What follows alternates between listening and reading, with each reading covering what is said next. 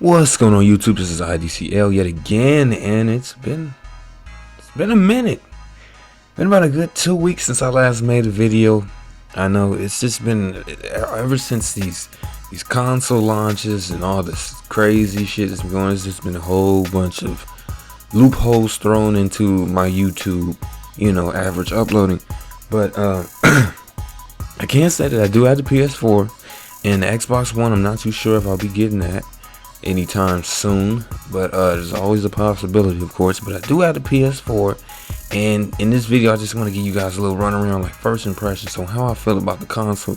I don't know for sure if I'm going to do a full-blown video review on the PS4, simply because I've never really done that before. I mean, I started reviewing in the middle of Xbox 360s and PS3's run and console wars, but I don't know, there could be a possibility. There's always a chance to do some new things. But anyway, in this video I wanted to talk about how I feel about the PS4 right now.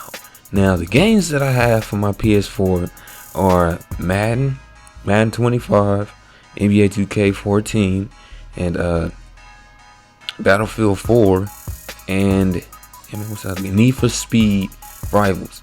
Now, all four of those games, I can honestly say, are pretty damn good. Now, the one that stands out the most, and one I've been playing the most out of all those games, is that NBA 2K14. That shit is probably the best looking next gen game I have seen so far. Arguably, you can put Killzone in there. I've got a chance to play Killzone, but I've never been hands-on with it like that. But I think that 2K is leaps and bounds ahead of the last generations. I mean, leaps. Shit is amazing. Now, judging each game, probably the weakest in my collection is Madden 25, because Madden 25, it looks better, but it's the same shit. You know what I'm saying? But that's another video. But yeah, like I said, it looks better, but I can tell that the next gen is the more definitive version. But at the same time, it didn't really present nothing big enough for me to really feel like, wow, this is truly a next gen experience for Madden. It didn't do that. 2K14 did that. That feels like a completely different game than what came in the PS3 and Xbox 360 version. I mean, completely different. Of course, you still got your core basis of 2K gameplay. You're always gonna have that in each year, 2K. But god damn it, that shit feels fresh, And then you jump into Battlefield 4, it's a lot of the same thing that I had in my Xbox version, but it's still fresh, it's cleaner, you know what I'm saying? A lot of server problems. That's mostly because there's so many people on this shit right now. So many people have bought, Battlefield 4 as their first PS4 game, and they're constantly on it. And then there's there's some things I need to talk about with the PS4. I'm not even gonna continue getting into gaming. I'll leave that for another video. But the PS4 itself, now the design is beautiful, it's gorgeous, it's lightweight, it's not hard to lug around. I mean, you don't have to lug it around, none of that shit. But what I don't like about it is it does have some software issues, some internal issues, you know what I'm saying?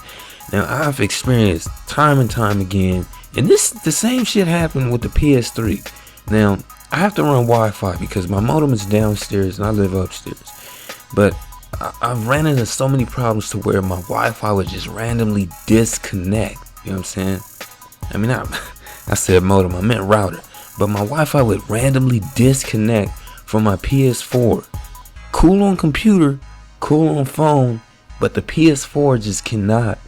It seemed like it cannot hold Wi-Fi for too long. Like it can, I've seen it hold for up to like 2 hours, but not too much more than that. It would click off and it click back on all by itself within like a split second. But the thing is, when you're in a game, and a lot of these games require, the internet to be on. 2K14, for instance, for some reason, when you're in association, you have to have your internet on to play that feature, which sucks ass. I don't know if that's the same problem for everybody else, but for me, it's been that way. If you know any different, please tell me so I can change it myself.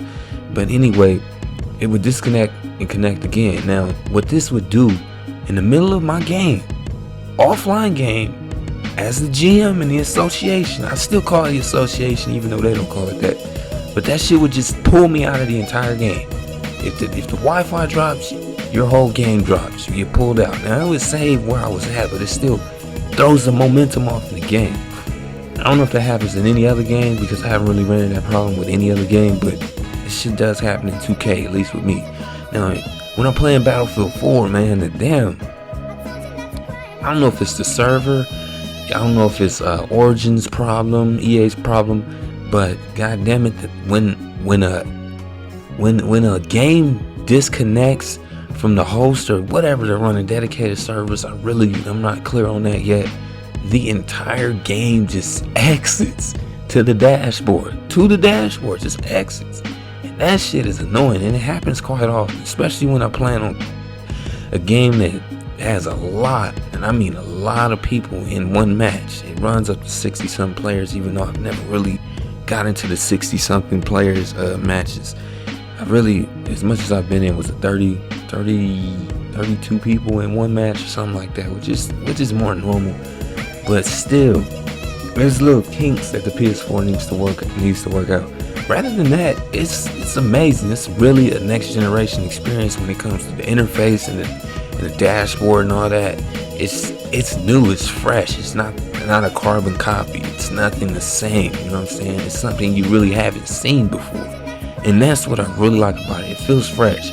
Party system, all that, everything is just good. And the fact that the PS4 controller, and this is something I really love. I don't know if the Xbox One controller is going to have the same thing, but the fact that the PS4 controller has that 3.5 millimeter head jack, that shit, headphone jack in it, that shit is just, that is really Sony thinking of the people. You know what I'm saying?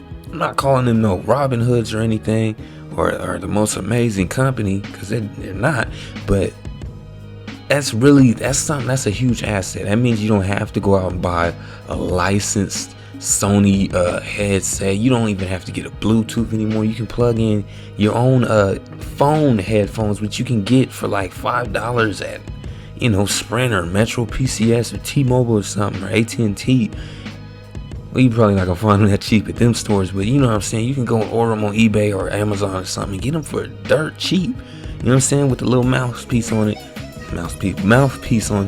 and put that shit in your controller and play with it. And you can listen to game sound with them shit. So any range of Turtle Beaches are usable.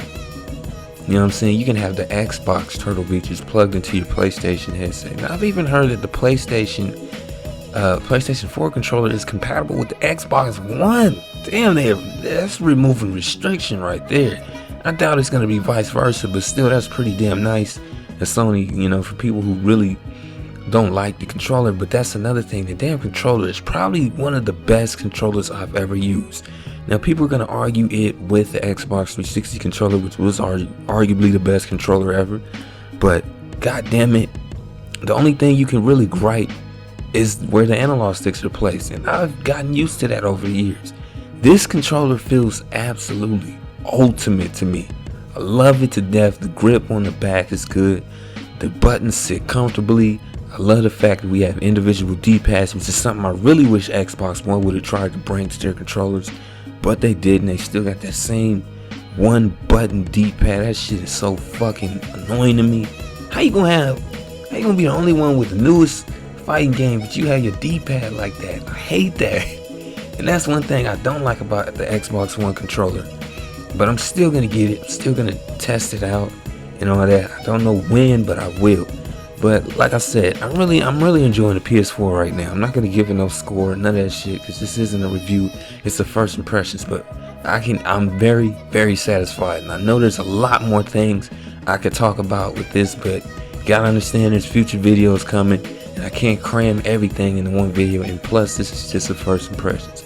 So anyway, this is iDCL signing out yet again. And make sure you like, comment, subscribe. I know you missed me for them 2 weeks I've been gone, but I'm back now. I'm out. Peace.